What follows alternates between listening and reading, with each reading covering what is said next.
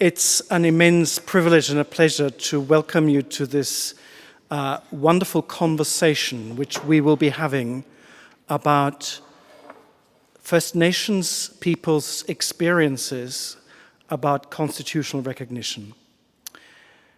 And before we start, I'd like to say that we stand on stolen land, sovereign country of the Wurundjeri people of the Kulin Nation that was taken and not ceded.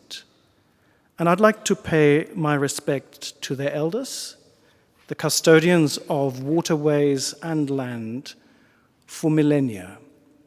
And I'd also like to single out and honor a number of First Nations people who are with us here and to whom I've just been introduced or whom I've known for a while, and many others who may be among us right now. So I extend my welcome to Uncle Shane Charles, who will welcome us in a moment, Wurundjeri, Wurrung and Yorta man, and his nephew Dylan, same Wurundjeri, Wurrung, Yorta man, to Major Sumner, who's visiting from South Australia, Wurundjeri man, thank you, Uncle Glenn Loughrey, Wurundjeri man, and many, many more. And excitingly tonight, we are also joined by guests from Canada. And it's a delight to welcome, seated centrally behind me, Dr. Lewis Cardinal, Cheif Lee Crowchild, Rainbow Cardinal, and then seated alongside with them, Sam Myers, Ian Smith, Mike Brown, Sandy Boyce, and Margaret Hepburn. This event has been brought together by a number of people, and it's co-sponsored by the Victorian Council of Churches, and it is co-sponsored by the Initiatives of Change. The group have been here for about 48 hours. They tell me that they haven't stopped since they arrived, and so their restless program has enabled them to overcome jet lag. And I'd like to introduce the home team first, and then our guests from overseas. So behind us is Uncle Shane and Uncle Glenn, who've had a long time association with St. Paul's. Uncle Glenn is our First Nations Canon and First Nations artist in residence. Uncle Shane used to work just up the road at Town Hall, and we saw him quite a lot, and we have wonderful plans about a lot of artistic and other projects. But today he's with the First Nations Assembly of Victoria, and we're privileged to have him here. Our overseas guests are Lewis Cardinal behind me, a communicator and educator from Sucker Creek Cree First Nation in what's now northern Alberta in Canada. He's on the Council of the Parliament for World Religions. He's the Vice Chair for the North American Interfaith Network Council, and we could have had a whole evening just talking about interfaith relationships, and that would have been a very worthwhile evening to have had too. But we've got more pressing concerns here in Australia at the moment, so we'll park the interfaith conversations for another time, Sandy. Cheif Lee Crowchild is a traditional knowledge keeper of Tsuut'ina Nation, a third-generation Crowchild chief. And he's a much-sought speaker and writer on environmental and sustainability energy practices. And again, these are passions that we share here at St. Paul's Cathedral, and we could have spent a whole evening talking about them because the climate emergency that we face needs an urgent response. But we have other more pressing constitutional issues to face here. Rainbow Cardinal is Lewis's sister. She currently lives in Treaty 6 territory, and these appellations will become much clearer to us here in Australia when we hear of the experience of our First Nations guest from Canada. It's present-day Alberta and Saskatchewan. She's the daughter of a residential school survivor and has recently collaborated on a short version of her own personal story of experiencing the effects of intergenerational trauma. Samantha Myers is here. She's taking photographs, and she is a mental health advocate and domestic violence survivor, and she will make a video of this visit. So thank you very much indeed for that. Ian McNairn is a physicist and physician, I'm sorry, sir, and an anthropologist, and who's worked extraordinarily closely with our visitors and others on traditional knowledge and land use. Mike Brown, who represents the Initiatives for Change, a co-sponsor of this event, has been active in the Australian reconciliation movement for about 20 years and received the Non-Indigenous Person of the Year award in 2000. And Sandy Boyce, the Executive Officer of the Victorian Council of Churches, came into that role right about this time last year. And we're delighted to have also obtained you from Adelaide. And thank you for joining us here and leaving behind the city of churches for Melbourne. Following this wonderful event here tonight, our group will have conversations with members of the First Nations Assembly here in Victoria. They'll then travel on to New South Wales to meet with Wurundjeri elders and visit Te Kandi in Burra, an Aboriginal-run resilience program.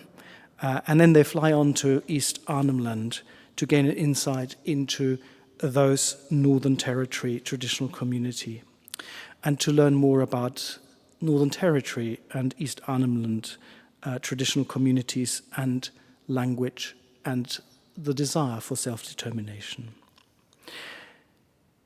The story about the Voice to Parliament is one that started quite some time back with a statement from the heart, a gift by Indigenous people to us white fellas and later arrivals in Australia. And I'm now going to ask Uncle Shane Charles to give a formal welcome to country as a Wurundjeri elder, and then I'm going to ask Uncle Glenn Loughrey to introduce the debate more fully. Thank you.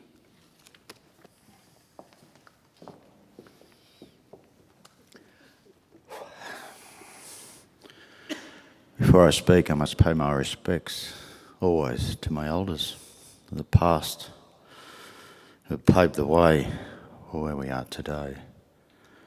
Also pay my respects to the present in the journey that we are on, and the future and emerging leaders that we give hope to. Stand before you as a proud Aboriginal man. I've always been taught to be proud of who I am and where I come from. I'd also like to pay my respects to other elders in the room, Unc, from South Australia. Also our visitors, First Nations people from Canada. It's been an amazing few days. As a First Peoples man, I've always lived in hope that one day I can walk freely in the street without being singled out or without being noticed and accepted for who I am and respected for where I come from. And this ancient knowledge and wisdom that we have is not dead, it's still here. And that the future must look like that we take our place, that we're accepted, and we have that opportunity to have control of our destiny and to be able to make change within our peoples and connect more with our country. We see how country is crying out and Mother Earth is not happy, and how it's time to sit and have that conversation. But I guess as a nation, we're at the crossroads of the voice and treaty. And what that may do for my people is give us pride and identity, give us our place where we can actually stand together as a nation. And that we can create, deconstruct the past, we must. But also we can create a new future. I believe that the voice will change democracy in this country. I believe it will hold government accountable, not just for me and my people, but for all Australians. And that we must think about what that new future may look like. Wurrung Wurrung Balak Yemen Gundi Beg. Welcome to this evening. I honour you for coming and listening. All I ask is that if you learn something tonight, please share it. Wurrung.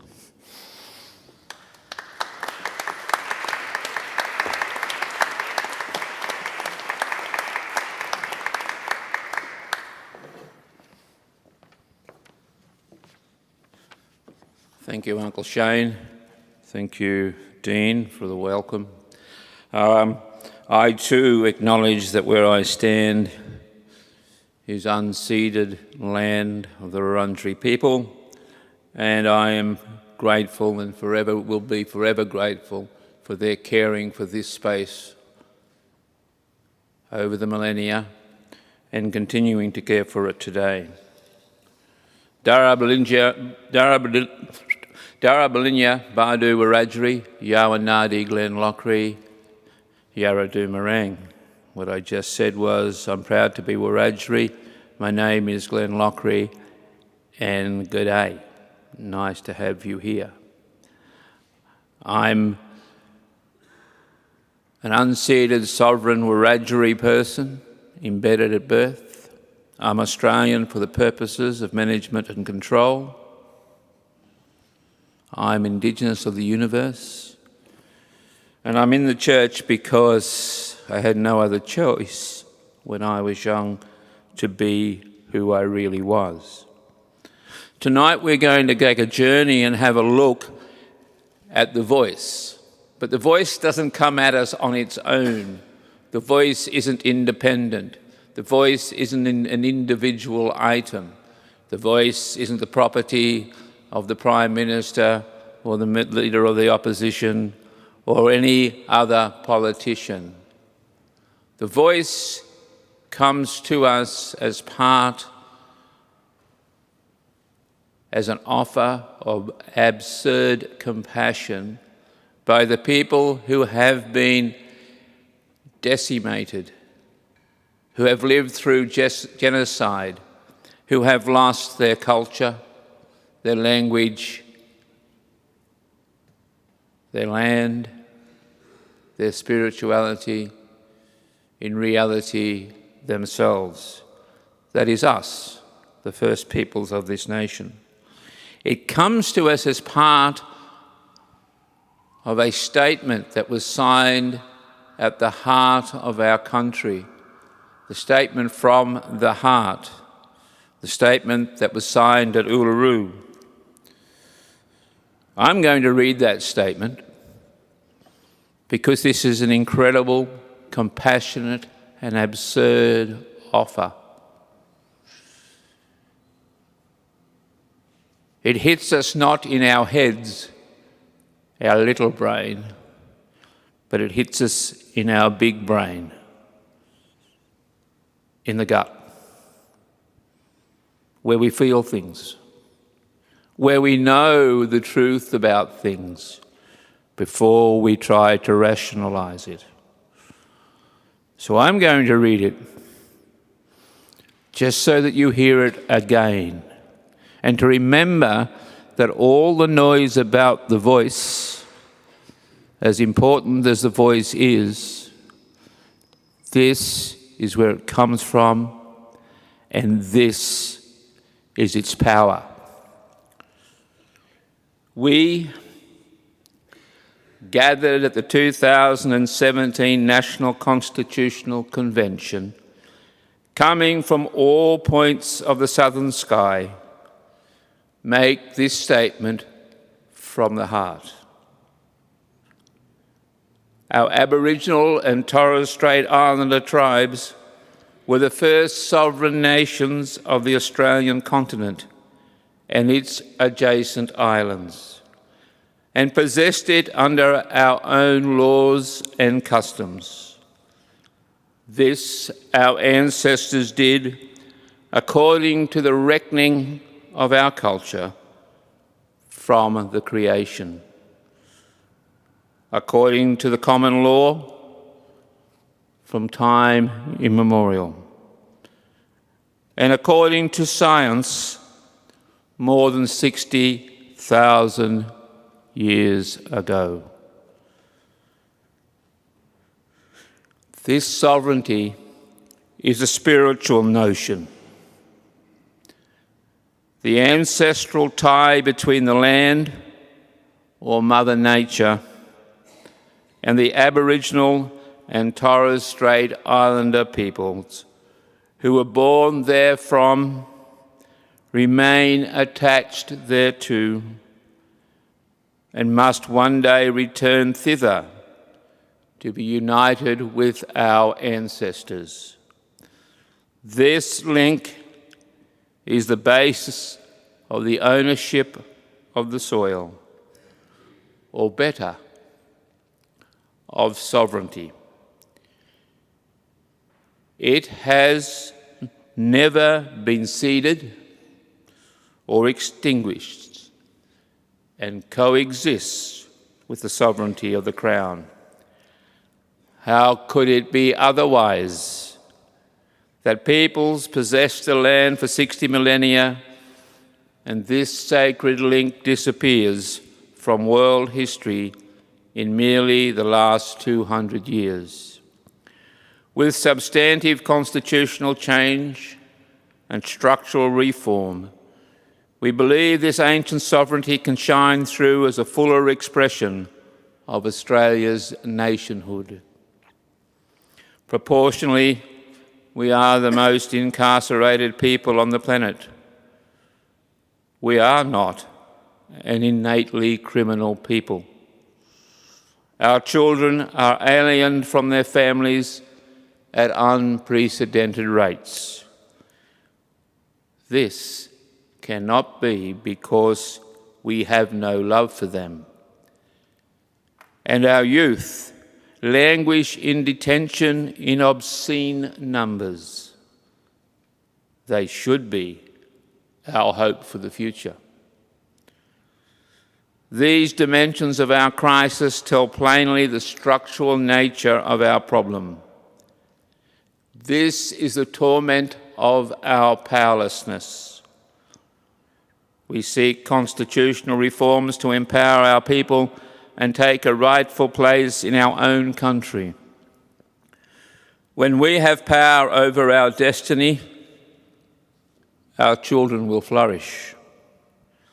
They will walk in two worlds, and their culture will be a gift to their country. We call for the establishment of a First Nations voice enshrined in the Constitution. Makarrata is the culmination of our agenda, the coming together after a struggle.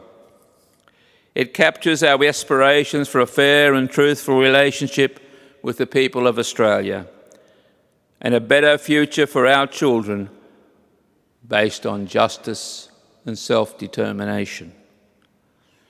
We seek a Makarrata Commission to supervise a process of agreement-making between governments and First Nations and truth-telling about our history.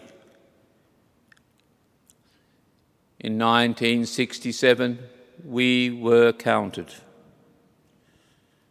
In 2017, we seek to be heard. We leave the camp and start our trek across this vast country. We invite you to walk with us in a movement of the Australian people for a better future.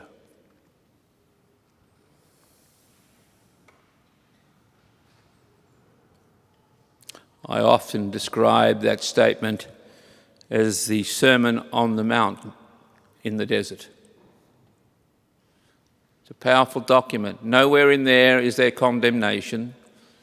Nowhere in there is a threat. Nowhere in there is voiced anger. Nowhere in there are accusations made. there is this simple and absurd generosity that invites us, the rest of Australia, to walk together into a future. It sets that process up in a process of ceremony, of hooking together 4 vital points that are necessary if we are to have a better future. Those 4 points are voice, treaty, truth, and makarata. They don't come in a linear fashion. They come as all our healing does in the wholeness of a circle, in the wholeness of a process that ends back at the centre. It ends back at that place of healing, wholeness, and justice. It is, as Ian described it today, medicine. Medicine for the healing of our nation and of all the pains and the difficulties we carry on both sides of the Great Divide. We start with voice. Voice is important because without voice, if you are not heard, you're not seen. And if you are not seen, you don't exist. We all know about terra nullius. Some of us might know about aqua nullius. But what we're talking about here is persona nullius. No person in the public view. So if we're not seen and we don't exist, nothing else can happen. We are, in fact, not here. Voice inside the Constitution allows us to be seen and heard, and to take the sovereignty that the statement talks about and that we as Aboriginal people carry in our bodies every day, because we are born out of the ground. And we live in communication and relationship with the ground, and we enter back into it to give it all that we have for the future.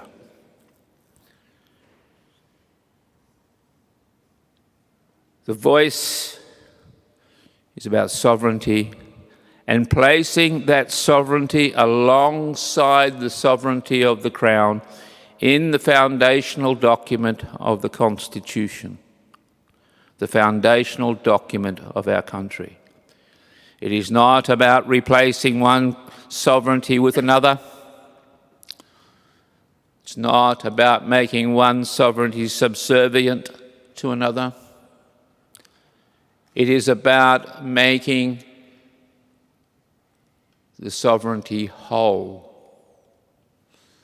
Presently, we only have a sovereignty that speaks about the Western legal world. What we need inside that, and with it, is the spiritual sovereignty of Aboriginal people, Aboriginal and Torres Strait Islander people. Western sovereignty is external. It is imposed from outside.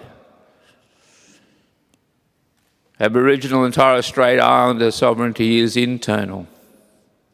It is imposed within and comes from within. It speaks to us in our relationship with each other, with the land on which we live, with our ceremonies, with our dances, with our songs.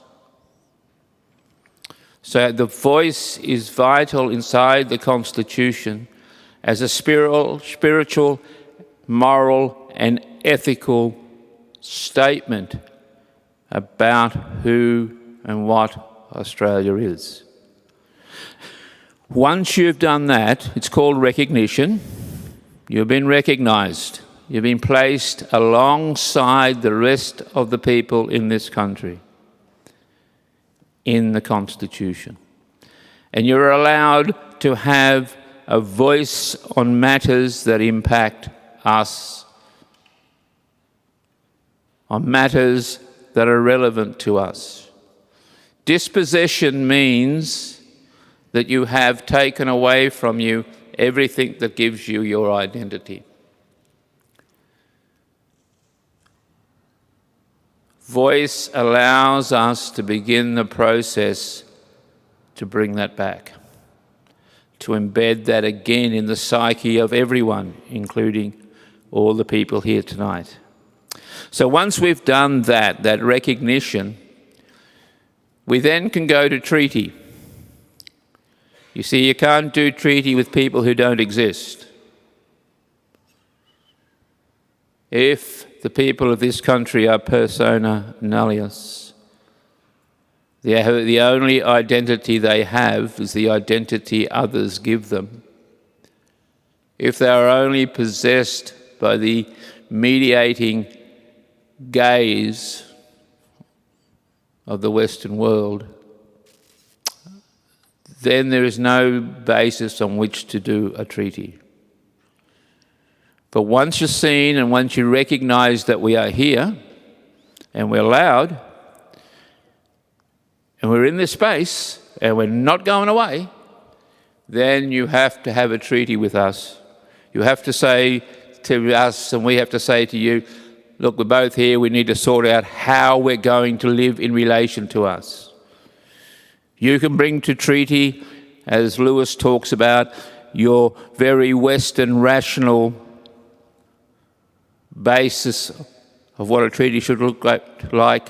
We will bring our customs and our traditions, our philosophy and our spirituality to add that to the treaty, because that's the lens through which we look at it, and we become whole. But we can't do that without a voice, without being recognised. When we do that, we do something that this country has never done: come together as one. That's called conciliation. We have yet to achieve that in this country. People still want to possess us. Once you've done that, in this circle, you've gone from 12 o'clock to 3 o'clock, pop down to 6 o'clock, and you've got truth-telling. And truth-telling is not just us taking off our clothes in public and showing you the scars of the history. If you can read, you should know most of those stories. You should know the impact upon us of the continuing dispossession of this country. You will look and see that things like Alice Springs do not happen in a vacuum. They are the result of the first invasion of Australia, and then in 2007, the second invasion of Central Australia, where everything that made the people in that part of the world real people was taken away. These things don't happen in a vacuum. So we get to truth-telling, where we have to tell you from both sides of that story what it feels like to be in this place. What it feels like for me to stand up in front of a room of people and speak about this pain and about the pain itself. And you to get up and talk about your pain because you feel responsible to make the changes, responsible to speak about the things your families did in the past. You know, how did great-granddad get that 5,000-acre property? What happened to the people who were there before? It's working through those processes, and that's proper truth-telling, not just telling and seeing and going, oh gosh, that's terrible. It's going, but I was part of that, and I need to speak about it. And we need to do that process. And then we move to 9 o'clock. And that's Makarrata.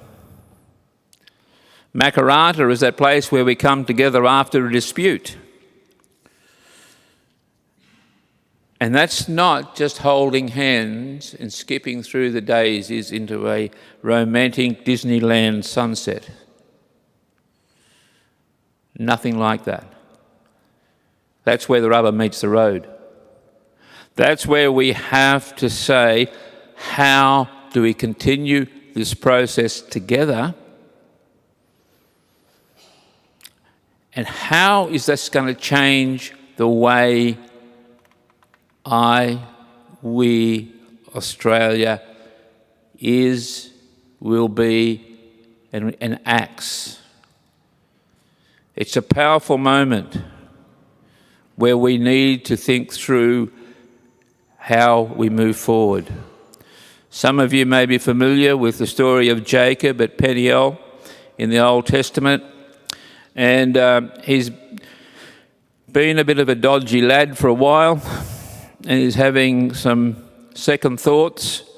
He sends everybody off ahead with all his goods, etc., and he stays the night on the edge of the river. That night, a young man, an angel, or perhaps it was God, comes and wrestles with him. And in the morning he gets up and he walks with a limp. His hip has been dislocated. And he walks with a limp forever, and God changes his name to Israel. That's the powerful image of what Makarrata will do for us. We will walk with a limp. The country will have to face what has happened and become different. And that will take us to the centre where there's healing, wholeness and justice. This process by no accident is a circular process. It's a process in which Aboriginal and Torres Strait Islander do all of their ceremonies in a circle. It holds the wholeness of all things. It follows in a process which is undefined. I hear people saying to me, but I need detail on the voice. No, you don't. Sorry, you don't. It's a yes-no question. It's a yes-no question. That comes from your gut, not your head. Is it time that Aboriginal and Torres Strait Islander people were recognised in our Constitution and given a say about matters that affect them? It's a yes or no question. The Constitution has no details. It is made up of heads of power. The tax law, the tax statement in the Constitution today is the same as it was in 1901. The Commonwealth shall have the power to put their hand in our pocket. What has happened over the years, that legislation and the High Court have seen changes to what that does, because we now have a whole range of things that nobody would have imagined in 1901. The detail will come later. In Aboriginal thinking, we don't start with an end in mind. We start with a process. And we follow the process. And we allow the process to unravel and unwind and take us to the places we need to go. And it will show us and explain to us, if we give it our heart and our all, what treaty might be, what the truth-telling might be, and what Makarrata will be. But if we want to have all the detail, and I say this very honestly, if Captain Cook had given us the detail about what was going to come after he visited, he wouldn't have made it to Tahiti. Not that it did him a lot of good anyway, but If you know what I mean, we would have said straight away, this is not a show we want to be a part of. It's an important process. Because when you ask for detail, you might get it, and it might be what you wanted. But if we follow this process, we begin the process of bringing that together. The voice does not cede sovereignty. How can it? Sovereignty is held in the land. It's held in my relationship to the land. It's held in my body that walks on that land. It is held in every tree, grass, river, bird, goanna. It can't be ceded. You can't have it. You can't have it, and we won't give it to you. What we'll do is share it in a way that makes you whole. We will share it in a way that makes this country whole. But we need you to take the invitation that we gave you, and it's a generous invitation because we had no need to. We had no need to come up with that. Statement from the heart could have been a much different document. But over the 12 or 13 months that it was put together, it came from the heart of the 1,300 plus people who worked on it. It wasn't about getting even. It wasn't about revenge. It wasn't about finding a whole group of nations to take all you people back that came on boats. Although that has crossed my mind. But I haven't been able to find a nation that'll do it. I thought of offshore detention, but it's got to be a big island. So this is a generous offer. This is an offer that says to you, you probably haven't been the best neighbours, but I'm asked, as by my ancestors, to make space for you in this place. That's our custom. You're on country, we have to look after you. It's been 250 years, you're a bit slow, but hopefully you'll learn soon.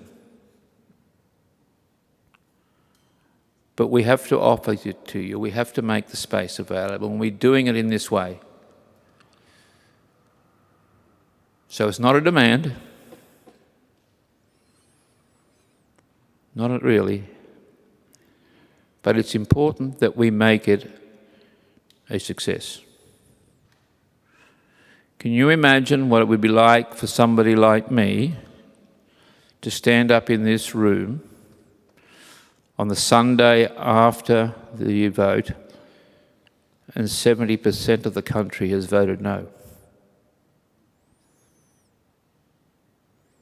If you think issues like the ones we see at Alice Springs are bad, the impact of that over the next 25 years on Aboriginal people will be horrific.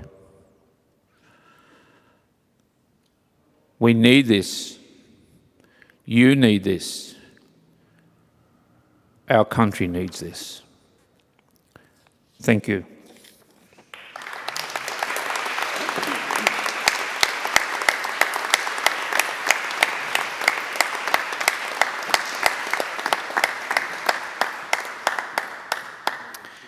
Thank you, Uncle Glenn, for your impassionate invitation and your elucidation of what the process looks like, what this invitation constitutes. We're honoured to have guests from Canada, where there are different systems in place, where there are some treatises in place, and where the journey of reconciliation has been able to progress in a way that it is not yet able to do so here.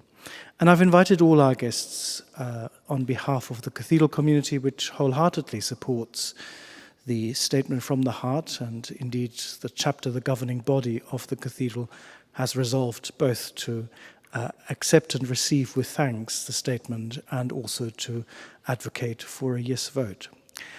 I've invited on behalf of this community our guests to speak on their own experiences And I'd like to ask Dr. Lewis Cardinal to come to the lectern and start us off.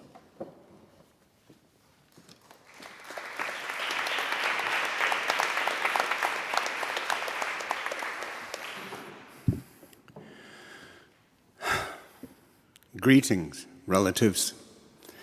I come to you with an open heart to talk about your document that is from the heart.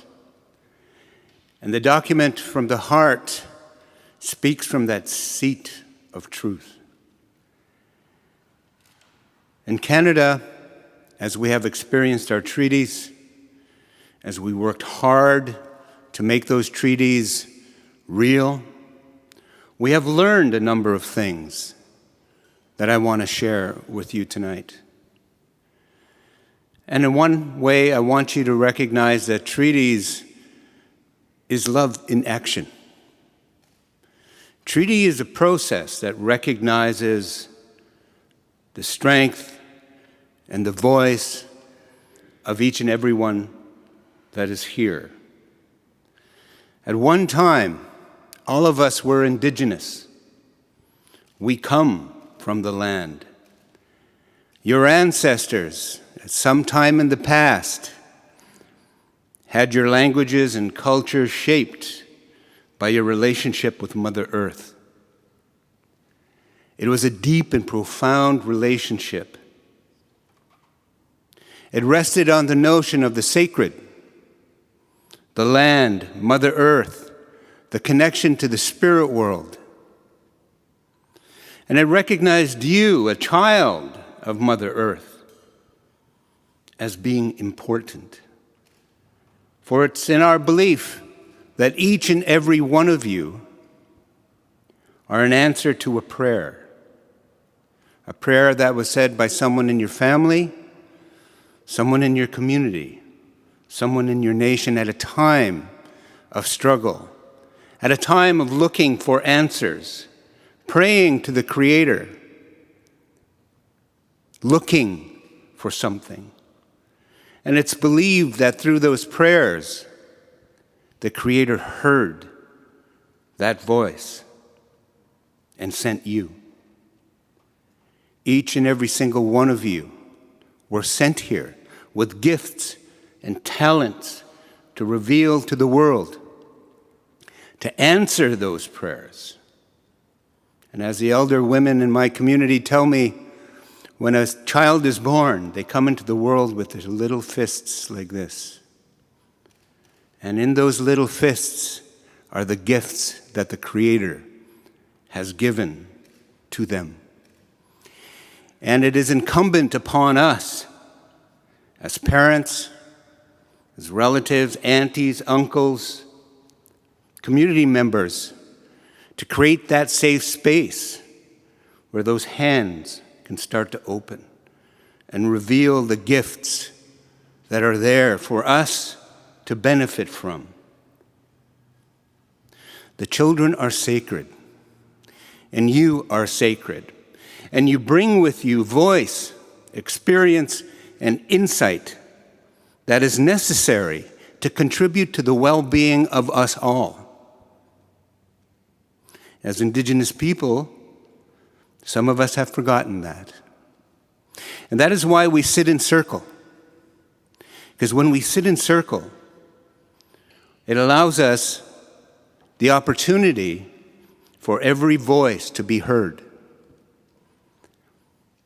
And as we look into the center of that circle, we might be addressing an issue, a problem, or even a crisis.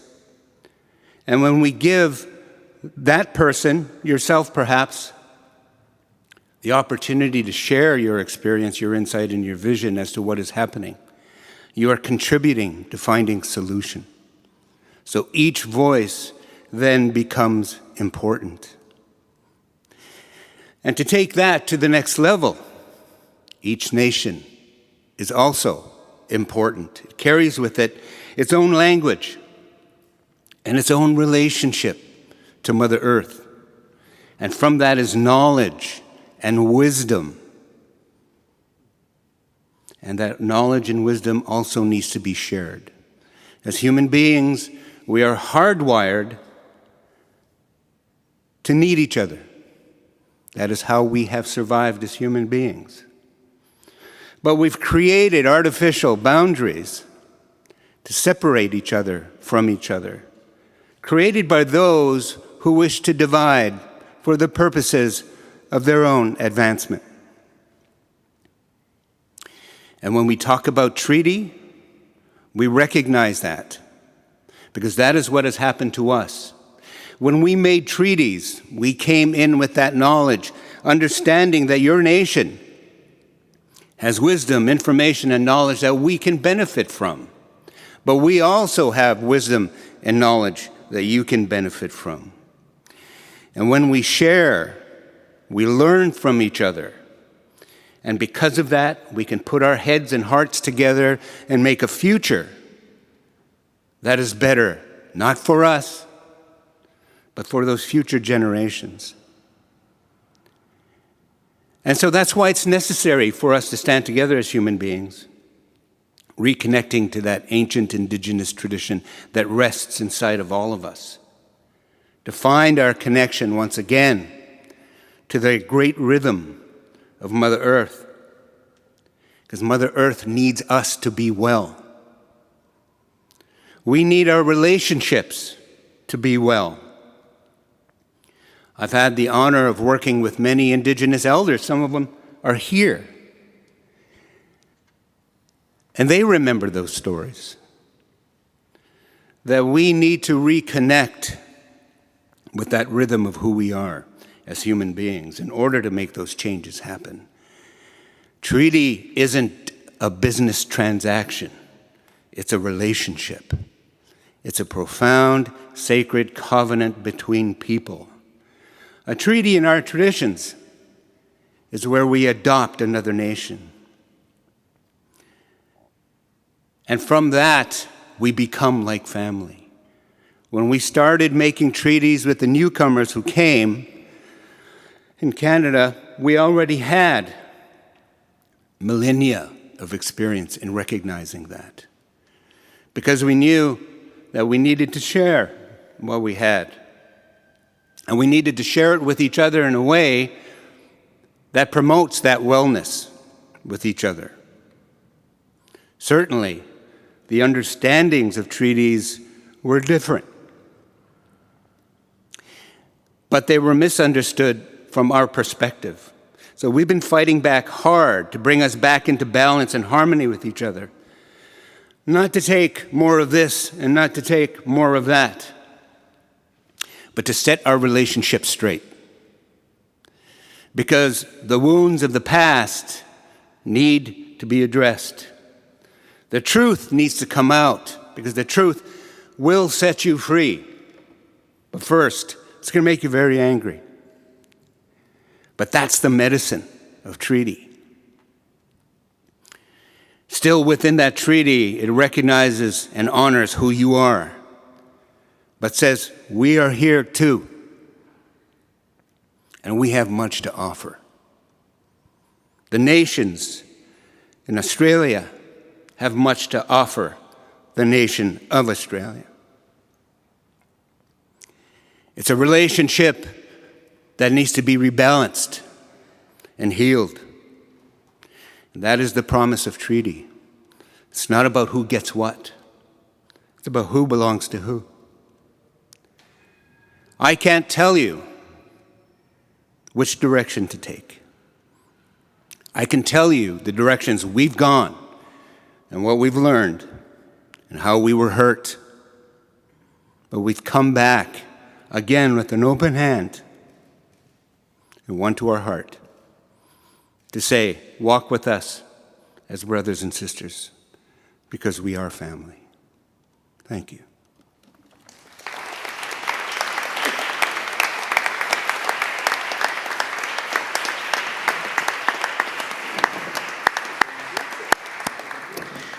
Thank you, Dr. Cardinal. I now invite Cheif Lee Crowchild to come and speak to us.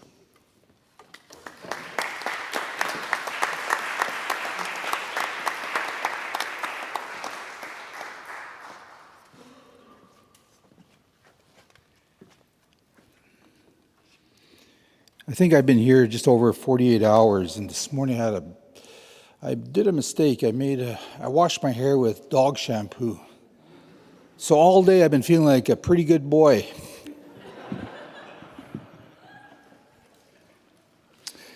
My name is Lee Crowchild. That's sort of the name we were given, but my real name is Wakia Duta. That's my real name. And since I've been here, I hear the talk about what treaty is, how it's going to be part of the Constitution, so it gets a lot of things going in your head. And I can tell you our experiences, but I think Dr. Lewis, Cardinal, kind of summed up things quite well, so I don't need to repeat that as much. But what I will say to you is, all of us here, and first time I've ever been in a place this big, I got to tell you, I'm not sure what to make of it. It's impressive, and then you think about colonization at the same time. So it's mixed emotions. But all of us here, sitting here, and I can tell you quite honestly, we become holy beings because we're all trying to navigate a way in the world that makes sense. I know I've tried for 65 years, and I don't know if I'm very good at it, but I keep working every day because I'm given the gift of life every morning when I wake up. Mind you, it has a lot of aches and pains nowadays, but it's still a gift of life. In the way I was raised, they always told me, you're a holy being. And I never really understood what that meant by that. You know, you go down the path of just saying yes to your elders, to your grandparents and everybody and your uncles and that. They say, no, we're giving you this gift of what we know. Take it or leave it. That's up to you. So here you are, all of you sitting here that are from this country. You're being given this gift. You know, take it or leave it. What are you going to do with it? It's a challenge. I got to tell you, it's going to be a challenge because it addresses how we shaped our lives. What was comfortable, how we got comfortable. A lot of people got education. A lot of people inherited from wealthy families. A lot of people come from families who were not that good when this place was being overtaken by Europeans. We have, much like Canada, we have lots of new immigration coming in. And people get resentful for that, even my own people. Say, how come we're allowing these people in and we don't get treated well? But when you go back into history of who we are, as people of the land, we always took care of people that came that had nothing. And I was reminded about that today when I was walking down the road there. You know, I'm pretty privileged now to be flying all the way from Canada to here, to be able to talk in front of people. And then there's people on the streets that are just kind of, will they make it to tomorrow? Don't know. So that's why I say we operate as holy beings. You, me, everybody is sitting up here, and all those that have gone before you. I'm going to sing you this song. And in this song, we're talking about what we call the Red Road. What is the Red Road? There's a path there. We can call that the Red Road. This side is all our challenges that kind of make us do those crazy things. This other side is the things that most people would say, those are really good habits to have. You walk on one side or the other, you're unbalanced. So you acknowledge both sides, but you're walking this red road because it's going to creation. So that's what the song says. If we're walking this red road, it's really hard for me, Creator, God. It's really hard for me to walk this road, but I kind of believe that I'm walking this road in the best way possible. So help me. I'm a pitiful human being. Help me so I can keep walking this road. And that way you don't have judgment. Hey ya, hey ya, hey ya, hey ya. Ea yao heya, ea yao heya, Chakoluta ognama wani alo, Tukanshilaya, Pelamaya halo heya he, Janupakile yoha, Chewaki alo, Tukanshila. Tukanshilaya, Pelamaya, Halo, Heyo, Hey, Chakoluta, Ognama, Wani, Alo, Tukanshilaya, Pelamaya, Halo, Heyo, Hey, Janupakile, Yoha, Chewaki, Alo, Tukanshila. Tukanshilaya, Pelamaya, Halo, Heyo, Heyo. So I sang you that song because it's meant to be a song when we're really struggling. Day to day, we're struggling. And for us, in a particular summer ceremony we have, when you're 3 days of dancing with no water, no food, you kind of go a little bit crazy. But it puts you in an altered state. And then this song, like everybody, especially when it's really hot, you just, why am I here? Why am I doing this?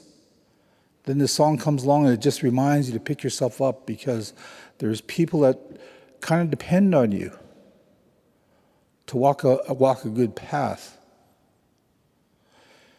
So that's what I say, I'm Chakoluta, the red road I'm walking, but I need you to come with me to Kanshala, which literally translates to mean, well, some say God, Creator, Great Spirit.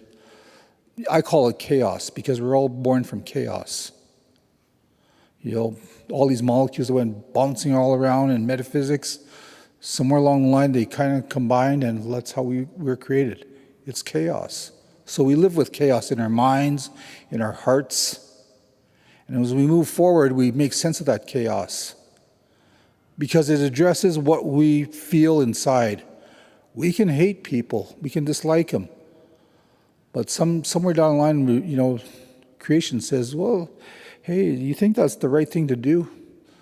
Well, no, my ego says it's the right thing to do. I want to be mad. I want to be angry. I said, well, if you want to, okay, you know, you have another chance to do it all right tomorrow. I'm going to give you the gift of life for tomorrow.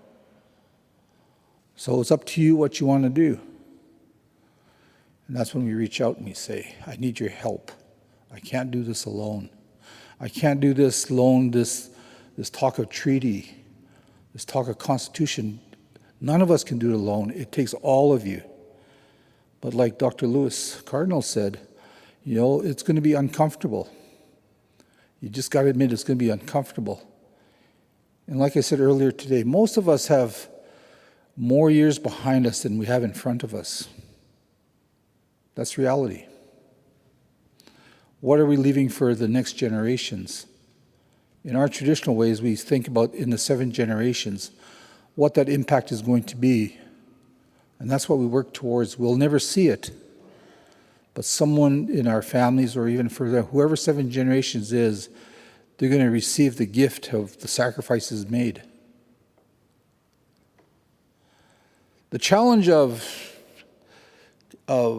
treaty and that, and I can talk to you forever on that because I'm kind of good at that. But it's not relevant to this moment, this time, because I'm talking to holy beings here, right in front of me. It's not behind me. I'm talking to holy beings, and we talk at the root of what our being is. Not about all this other stuff that is our challenge for tomorrow. For tonight, we're talking as holy beings to each other. And that's how my relatives, my grandparents, and all those that have gone before me, they would say the same thing. You know, take the time to talk as a holy being. Don't have judgment. It doesn't matter what color your skin is, or what your faith is, or what your gender is. It doesn't matter. You're a holy being for the time being here. And that's why I sang the song. So you can acknowledge that there's a holiness that you possess because we're in this building here. You know, we should at least take a little bit of time to at least sit with ourselves in quiet. Tomorrow is a different day. We can fight some more tomorrow, and I think I'm working myself up for tomorrow. I want to thank you for listening to me. I want to thank you for inviting me here. I come to speak to you from this good earth, the earth that we all come from. And in time, we'll all get back there as carbon, sooner or later, and we'll feed the future with our bodies. So thank you very much. I hope I didn't go over 3 minutes. I got to start about 3 minutes here. I think I might have talked about 5 minutes or 6 minutes. Ask these ones what I mean by that later on. So thank you very much. Out.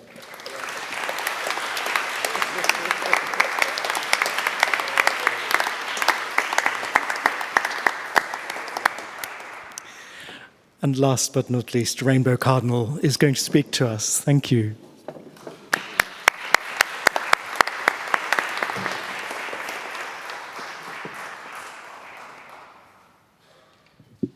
Okay, I can hear me? What an honor. I was admiring the beautiful architecture here, and as someone else said, it can be kind of like both a really awe-inspiring experience, but also a very, maybe almost triggering experience just from our people's perspective. So I do honor that this is meant to be a sacred and holy space. And for me, in my tradition, I'm a spiritual being first. So to acknowledge that, that's what I want to do first.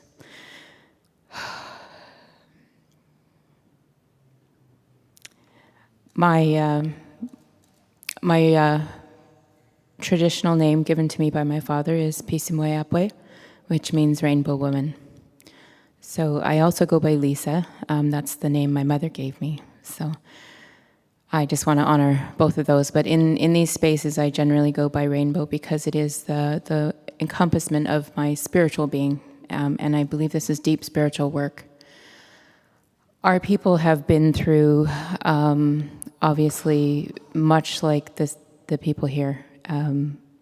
We've had a lot of wrongdoings. We've had a lot of trauma, and our families experienced residential schools. My father was a residential school survivor, and with that comes a lot of our own intergenerational trauma. Recently this year, I stepped out of my comfort zone. I released a short story of what it's like to be the child of a residential school survivor, which entails a lot of broken ties that get passed down. And so when children are taken from their parents and not raised with love, we have the resulting world that we have. We have the broken ties that our people have. We've been treated as non-persons, women also non-persons. And what I noticed is the theme of women in general is to be non-persons, and that's globally. It's regardless of what our culture is, or what our heritage is, or what our nationality is. And so one of my brother's reasons for inviting me too was it's very important to him to restore the woman's voice, which I feel like in a huge sense our world is greatly needing. So we need to honor our sisters and our aunties. So for me this year, finally expressing my voice, sharing my story was a huge step out. And yes, it wasn't pretty, but it was healing. And I think that's the intention of what is trying to be accomplished here in Australia, is giving people a voice. Being able to hear all of the things that have happened, but in a way so that we can heal, not in a way for punishment, not in a way so that we can make everyone feel guilty for their skin color further, not in a way so that we can feel like we're more different, but so that we can express how we're the same. Being able to share our voices reminds people of our humanness, but what I'm hoping is that it will also remind everyone of our sacredness as beings. Every single one of us on this planet is a sacred being. And we've forgotten that. In the systems that we have, the very colonial systems have taken out the sacredness and tried to separate it. And we can't do that. The only reasons that we're alive as human beings is because we have this spirit that was given to us by Creator, this breath of life. So if we don't honor that in everything that we do, the way we live, the way we work, the way we run our governments, the way we raise our children, what do we have? That, to me, taking out the sacredness is ignoring the medicine of love. And to me, that's what heals everything. My father taught 4 principles, which was kindness, caring, sharing, and truth. I think what everyone's trying to achieve here is finding out the truth. Being able to do that through kindness, caring, and sharing is the way to do it. And with that, one of the things that my father said was, one of our greatest medicines is love. If we can't honor each other as humans, if we can't honor that we're all sacred, where do we go? We just keep getting more and more and more of what we've had. There's always conflict. There's always the differences. But if we can operate from our heart space first, if we can operate from that, we have to bring it back into everything. We've separated ourselves as human beings. Our people's children were taken away from their mothers and fathers and put into schools, beaten and abused, punished for speaking their language. I do not know my own language. It was forbidden to be spoken. I am only now, at 50 years old, finally starting to learn my own language. The only word that I really know now for sure is that my name is Pisimoyapwe, which means rainbow woman, and I'm going to learn more. But I've been allowed to have my voice because my people never gave up. My people have consistently come back to the table. No matter our mistreatment, we have just tried to be heard. So I encourage that regardless of whether you choose to do treaties or not, that every single one of you will look to your heart space first. You'll look to speaking the truth and acknowledging the humanness of everyone, and especially the First Peoples here, because we are human beings, but we're spiritual beings first, every single one of us. So I hope that you take that with you when you go and make your decisions. I hope that that's the work that you do inside, so that every person that you interact with is from that space. I think that's how we change the world. That's how we change our countries. That's how we bring our communities back together, our children back home. We have to create those spaces. If treaties can do that, those are the spirits of things that you need to put into it, right? Is the community. You need to acknowledge that we know how to take care of our own. Someone else doesn't get to tell us how to do it. And that has to be considered. Now, I hope that landed well. So thank you for letting me speak.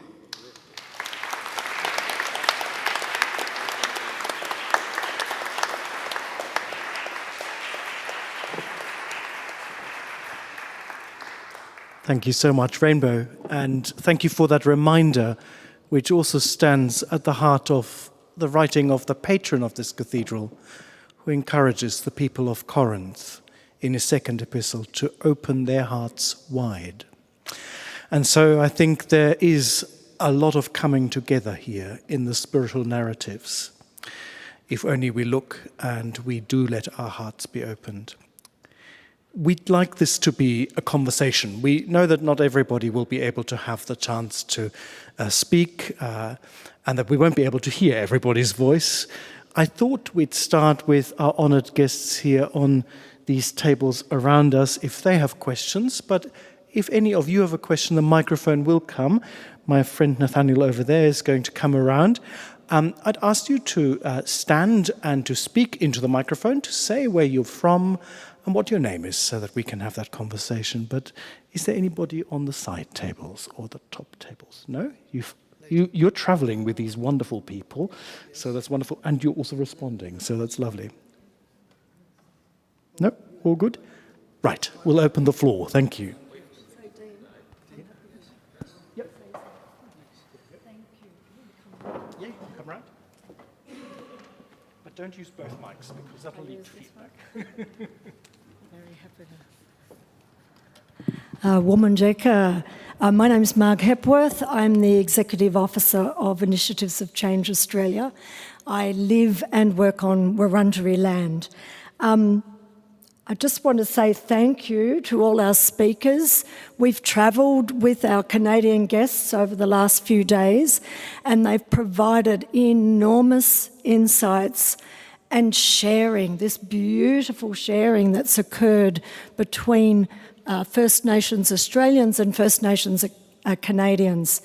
This morning, we sat in a community yarning circle. Now, the central circle was First Nations peoples only. Sitting around in an outer circle was all the non-Indigenous people practicing our deep listening. This is really, really important, right? To practice our deep listening in what we're being called to do in answer to the response to the Uluru Statement from the Heart, to walk together in a movement of the Australian people for a better future. So I really just want to emphasise that the voice to Parliament, the voice as a recognition in our Constitution, finally a recognition in our Constitution of people who have lived in this country for 65,000 plus years, is an incredibly positive concept, and one we should all be standing behind. So when I said that we're practicing our deep listening, you should be saying to me, well, Marg, why are you standing up here now and talking? Why aren't you just listening like you said you were this morning? And I just want to share this with you. 250 years ago, 100% of the population of this country were First Nations people, were Aboriginal and Torres Strait Islander peoples. 100%. Today that number is 3%. To get the referendum over into the yes, the 97% have to stand up and speak with the 3%. Have to. So just before we came here, we were at dinner just around the corner in De Grave Street, and the lovely waitress there, she said, oh, where are you going? You're all in such a hurry. You're throwing down your food like crazy people. Where are you going? I said, I'm going to St Paul's Cathedral. We're speaking about the voice. She said, what's that? I said, you know, the referendum that's coming. And blank look on her face. Absolutely no idea what I was talking about. Lovely girl. It's up to us. You people sitting here become the allies, right? The voices where we all speak together and we walk together for a better future for this country. So thank you.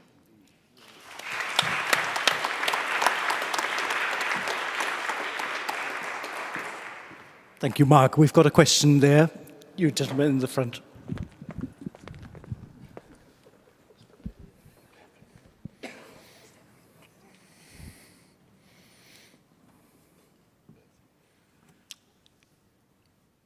It's been such a blessing to listen to the presentations that we've heard in the past hour.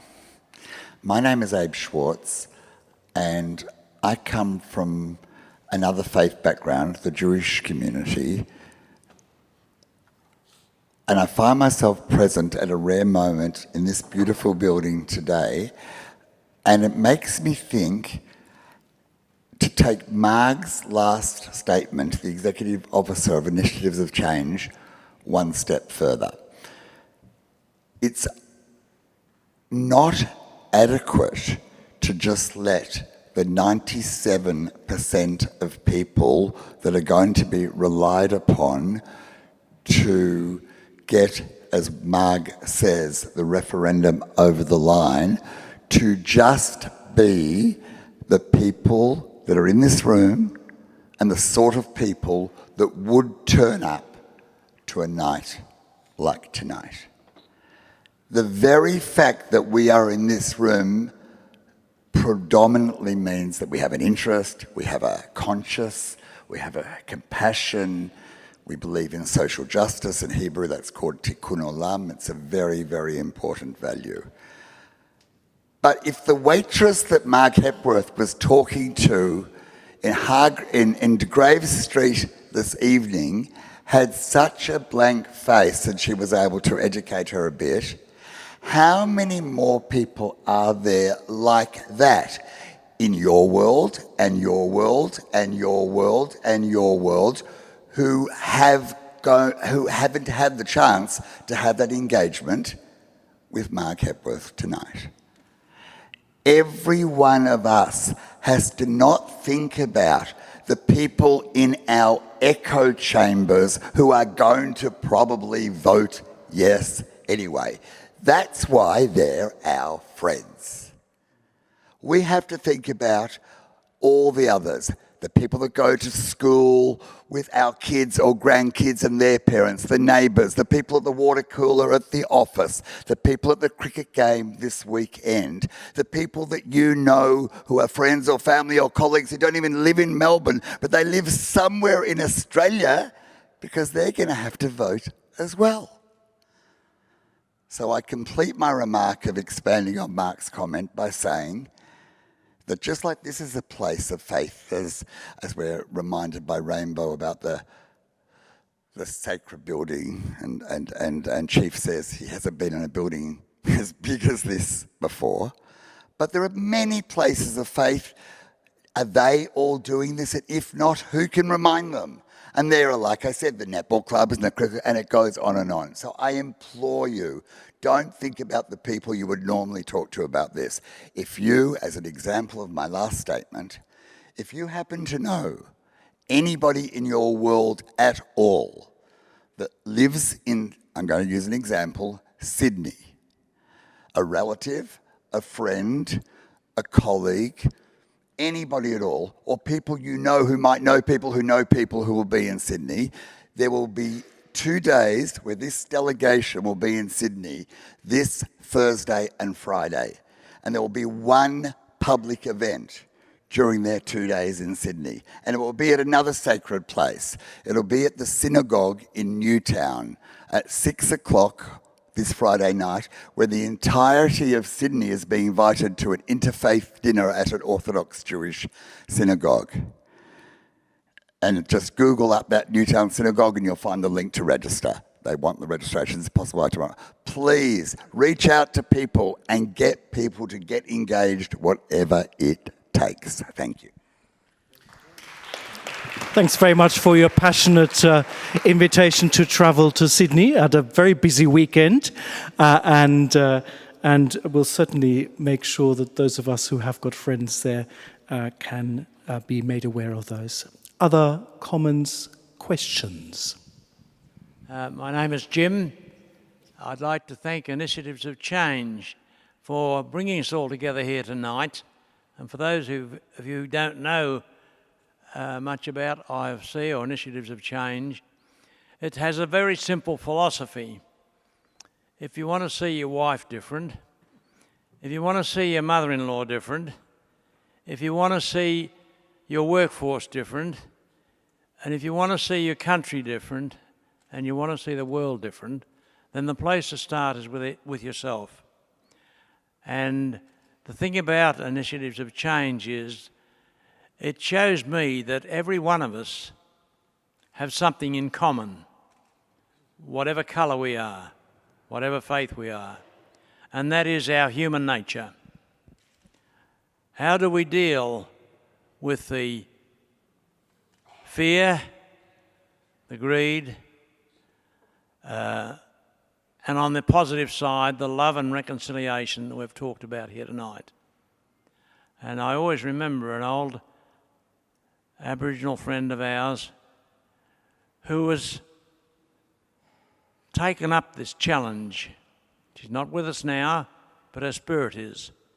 And she would say to her people, it's not colour, it's character that counts. And she fought for her people because their human nature is no different to ours. And then she would say to us white people the same thing. It's character, not colour that counts. And I think on the question of the voice, I worry that if this nation turns its back on our First Nation people and voted no, what would the rest of the world think of us? We can complain about human rights in other countries, but what have we done about our First Nation people?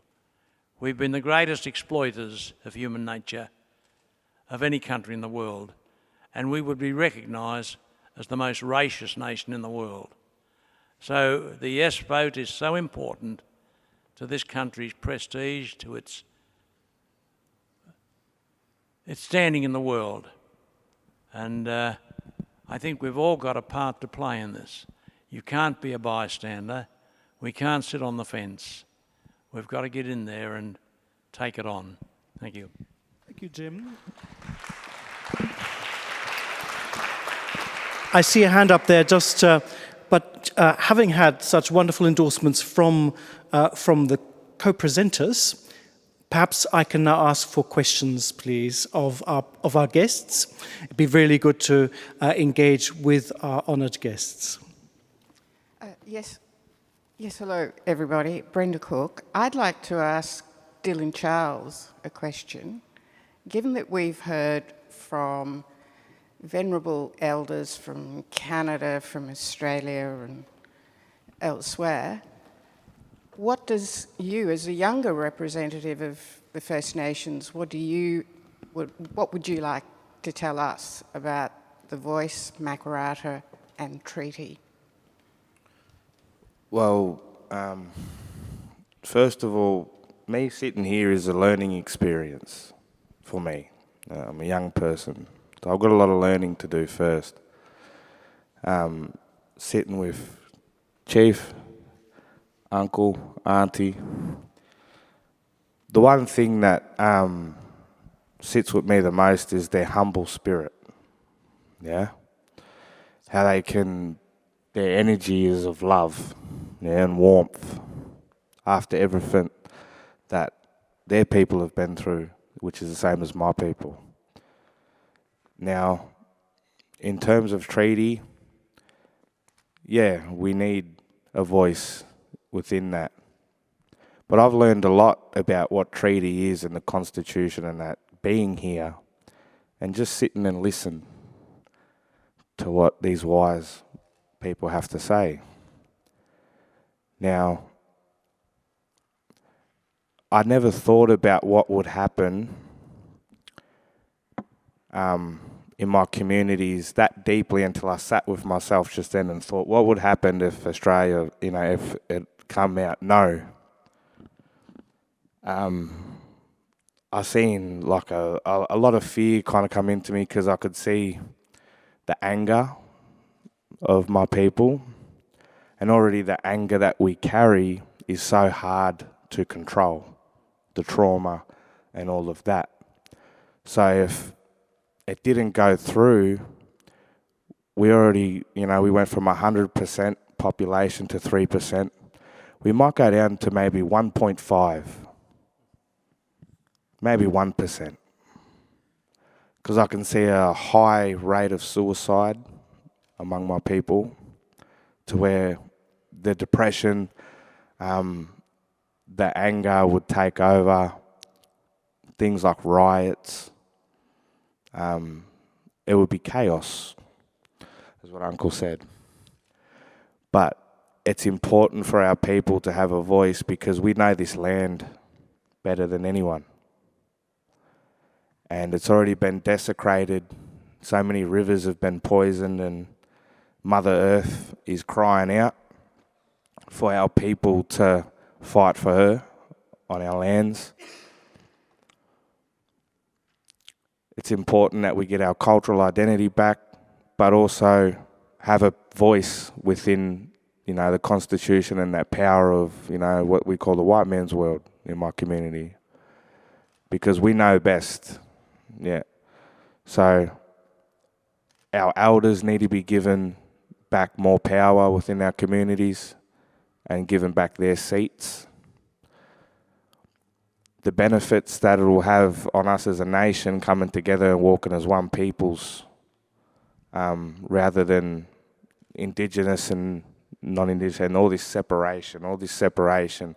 And I get that from what Auntie Rainbow said, how we're human beings first and we're spiritual beings first, all of us. So in terms of the name Aboriginal, yeah, I was given that, but really I'm Yorta and Wurrung, Yalapna man.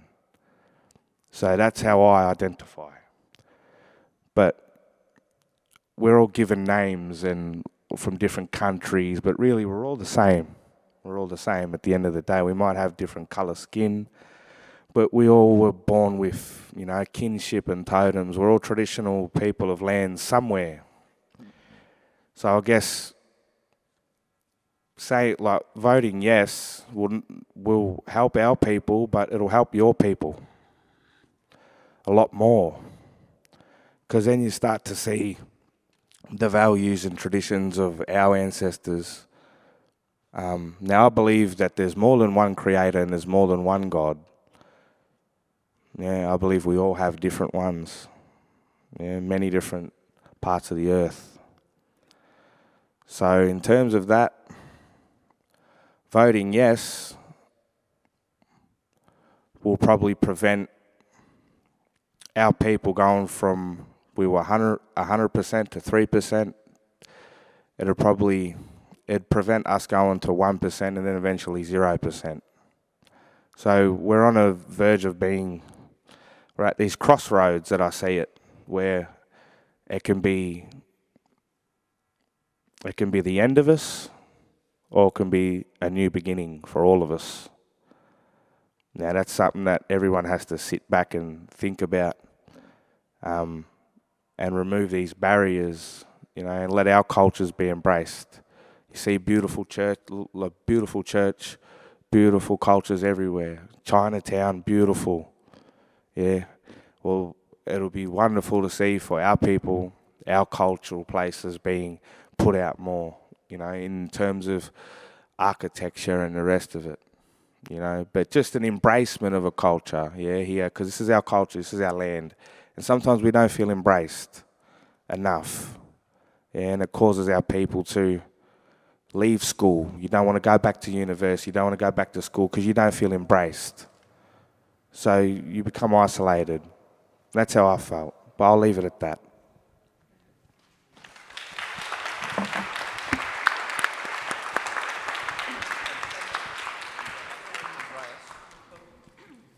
We've got one more contribution from the top table, and then I think we've got space for two more questions. And I've noted you there, ma'am. Major, please. Yeah, thank you. My name's, when I was named as a baby, my name is Major Lancelot Sumner. Once I started crawling around and walking around, they started calling me Moogie.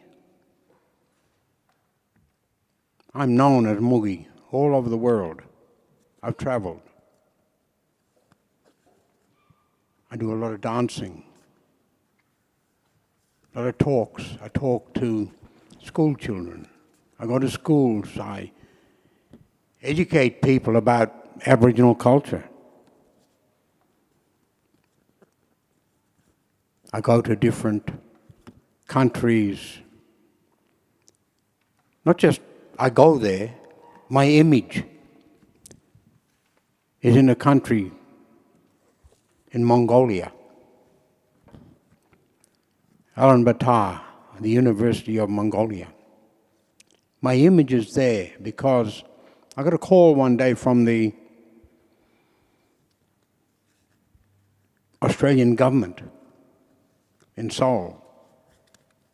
Can they put my image on a building? And I said, yeah. I said, but why? Why do you want my image there? They said, well, there's no Australian High Commission office in Mongolia. So we're going to try to make friends with the Mongolian government by putting Aboriginal painting next to one of their elders on this building and form a friendship. There's a High Commission office now in Mongolia for Australian people to go to work. And the man is back in Canberra now that called me. So one of these days I'm going to ask him if we can go across there and have a look. I haven't been there, but I've seen it. So after this meeting tonight, if you want to Google Major Sumner, Mongolia, you'll see the picture on the wall. It's a 3-story building. And behind it is Uluru. So, for my culture, I've done a lot of work over the years. I was born on Point Macleay, Aboriginal community on Lake Alexandrina, the end of the River Murray where it flows out into the ocean. I've travelled from there, different places. At that time, me and my family we weren't allowed to go and live in the towns because that was a government thing. You weren't allowed, Aboriginal people weren't allowed to have homes. So we lived in the community. I mean, things have changed now, but it still need that other change. Every year, me and my family and a lot of other groups, we dance from Albury-Wodonga all the way to the Murray mouth. We dance at a different place every night. It takes us 10 days to get from Albury-Wodonga down to the Murray mouth. A lot of people come with us. A lot of Aboriginal people, but also a lot of non-Aboriginal people. A lot of Australians. A lot of people from America, from France.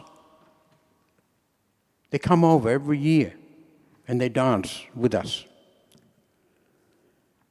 Even one year, when we first started, there's a man and a woman just got married. They asked me if they can use it as their honeymoon. I said, yeah, you can come, join us. They didn't realize that everyone's country they went into, the Aboriginal peoples, the local people in the different countries, they married them. So they got married about 11 times. And they was painted up differently every night. I said, now this is a story you've got to tell your children and your grandchildren later on. Oh, they enjoyed it. They'll never forget that. So, like everyone's been saying, our lives will change. Your life too. You'll learn different things. You'll learn different ceremonies. You'll learn different dances, different ways of life. Because people will be opened up to speak. As a young boy, about 14, 15, I worked in the shearing sheds with my uncles. When we went in for a meal every night, we had to wait till everyone else got their meal first. Then we went and got ours. Everyone went and sat in the dining room. We'd go and sit behind the kitchen on a wood heap. Things like that. People don't know about this. But this is what happened. It wasn't the people there. It was a government law that said that we could not sit at the table with non-Aboriginal people. We could not have a home in a country town. We lived in bush camps. Watertown, it wasn't known as a bush camp. It was known as the blacks camp. That's in Watertown. I grew up there too. My dad had a job there on the highway, but we weren't allowed to live in the highway camp because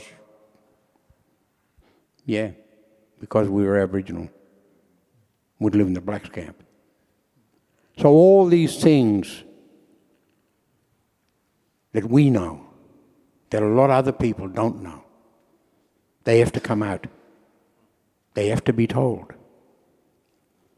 I'm in the process of writing a book about my life. And the name of the book is going to be called The Little Brown Boy from the Mission. You look out for that book. You'll read a lot of stuff there. A lot of good stuff, I tell you. I had a very active life.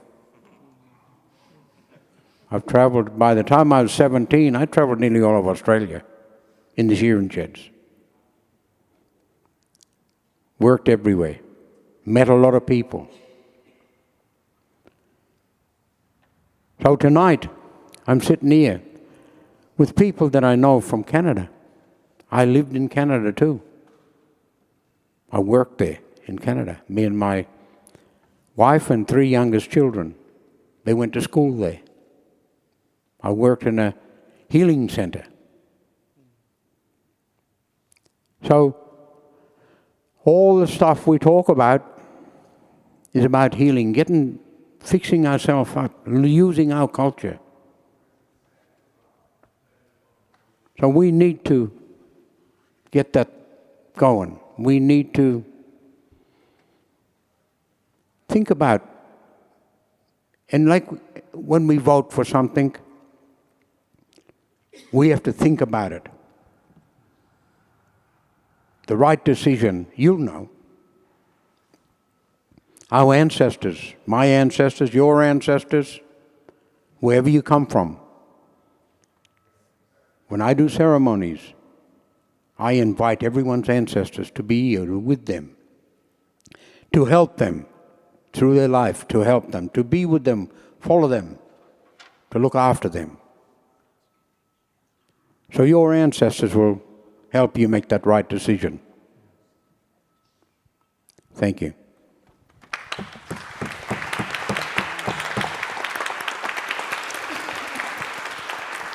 Thank you, Uncle Major Sumner. I was thinking who would be best placed to give concluding remarks, and I think you couldn't have done better than that. Friends, we are out of time, but I'm sure that the panel members would be happy to answer your questions privately.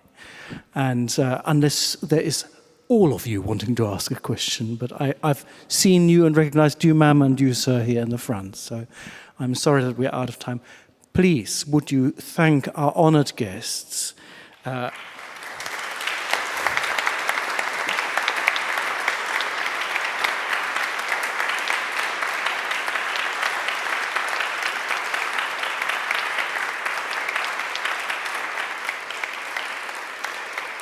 And I am going to name them again in reverse order, seated over here, Uncle Major Sumner, Dylan Childs, Uncle Shane Childs, Uncle Glenn Loughrey, and then our Canadian friends, Chief Uncle, honoured Uncle now, Louis Cardinal, and Auntie Rainbow. Thank you for joining us here tonight and for giving us so much of yourselves, for asking us to open our hearts, and for opening your hearts to us. Thank you.